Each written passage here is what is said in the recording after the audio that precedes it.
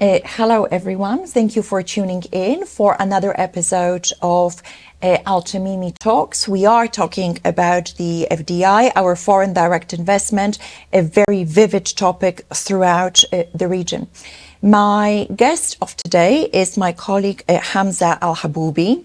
Good morning to you, Hamza. Hamza is our ESG consultant. He specializes in everything to do with environmental, social, and governance aspects of the business operation. Well, as you would have seen from the banners, some of the announcements throughout the region, the ESG is not only a matter of the Western world, it actually is something that the whole world talks about, and this is why we're gathering here today. Hamza, tell us please, what actually is ESG, and why does it matter? Why does it matter to governments? Why does it matter to businesses? Yeah, so basically, Izabella, to start off with, ESG in its simplest form is a framework that is designed to support stakeholders understand how a company or even a jurisdiction is managing its risks and opportunities around sustainability issues. And now just to break down this concept into three criteria, the E, as it sounds, which is environment, on how the organization manages its initiatives towards its environmental impact. And this includes its factors on areas such as GHG emissions, climate change, energy usage and consumption, along with other factors.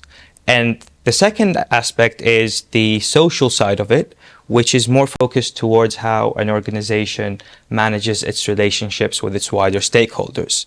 Those factors include its people, its diversity and inclusion, and also at a larger scale, how the organization gives back to its community through initiating corporate social responsibility initiatives.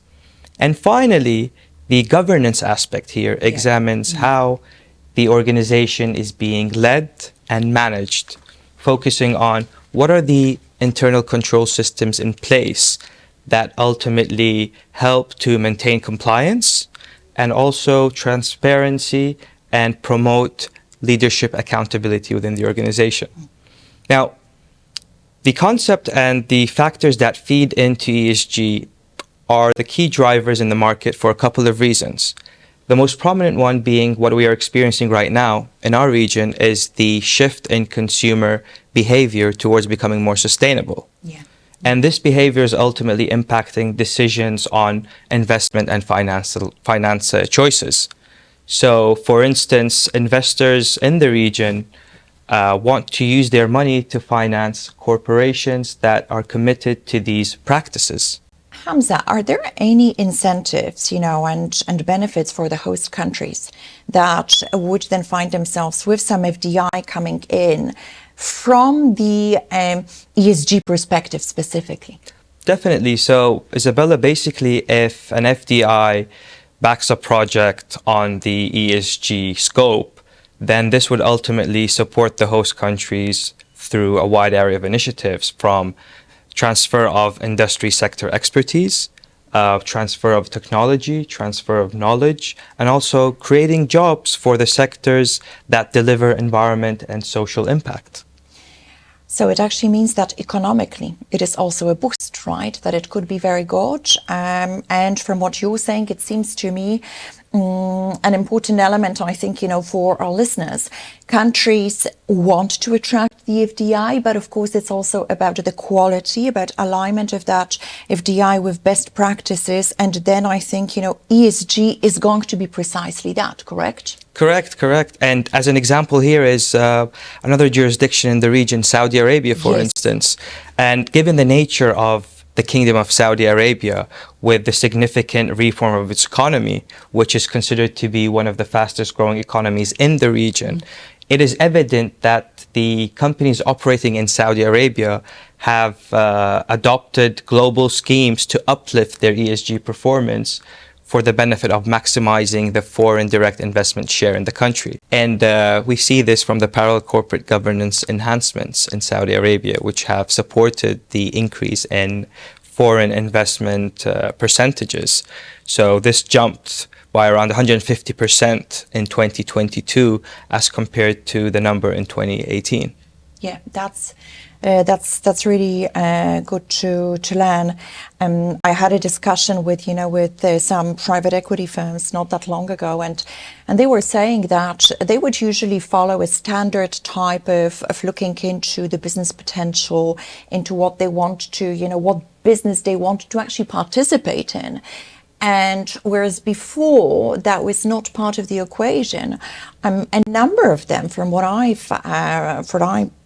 I've experienced, are looking into ESG as a component in their decision making. Are we going to enter into this business? What do we do about, the governance side of things? What are they doing again on the ESG side of things? So it's not only seeing where they are, but also how they, as the private equity coming in, could actually boost the right focus. Would you have the same, experience with what you see with businesses and how investment is actually made?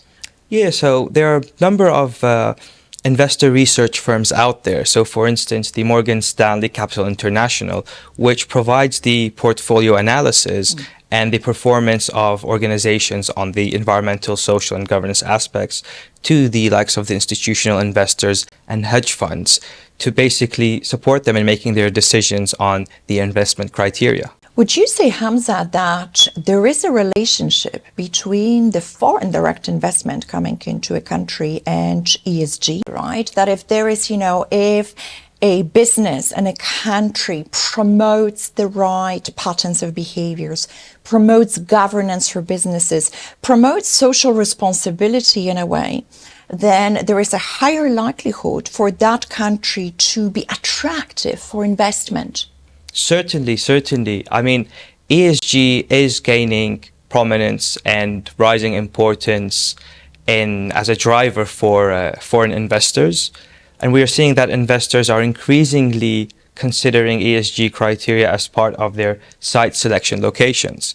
So, for instance, if a company is performing poorly on ESG, then this would have a negative impact on how attractive that location of the company or the company itself is to its investors.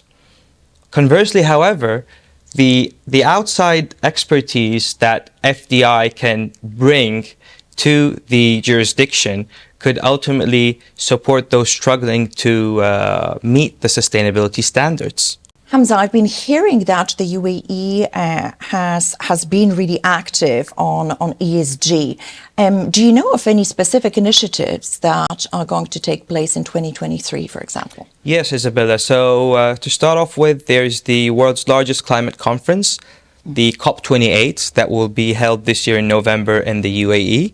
Well, that's interesting. When I talk to some of the partners in the firm, they say, "Well, Izabella, we are dedicated as a firm to ESG." So there is, of course, the angle in which we want to know what's happening in that sphere as an external counsel. But there is also us, our firm, as a business in its own right. Could you tell us a little bit about our approach to ESG and our initiatives? What is it that we as Al-Tamimi have been doing to make sure that the way that we do business is aligned with those best practices, that we take into account the environment, the social aspects, and the governance? So as part of our strategy in being the leading responsible law firm in the region, we have taken multiple initiatives to ensure that ESG is integrated across our legal practices. So we support our clients in addressing the emerging challenges posed by, for instance, net zero, or to minimize the impacts of any upcoming ESG regulations in the region. And we have a wide array of business services. Our core services are mainly focused on providing advice to businesses that could ultimately provide a comprehensive ESG management, whereby we could help clients identify the risks and obligations that are associated to the increasing reporting disclosure and due diligence requirements on ESG related matters. Yeah. Well, I think that's really excellent, because then there is that comprehensive approach that we've been taking. Hamza, it has been very informative. I hope that our listeners and viewers, that you have enjoyed this session.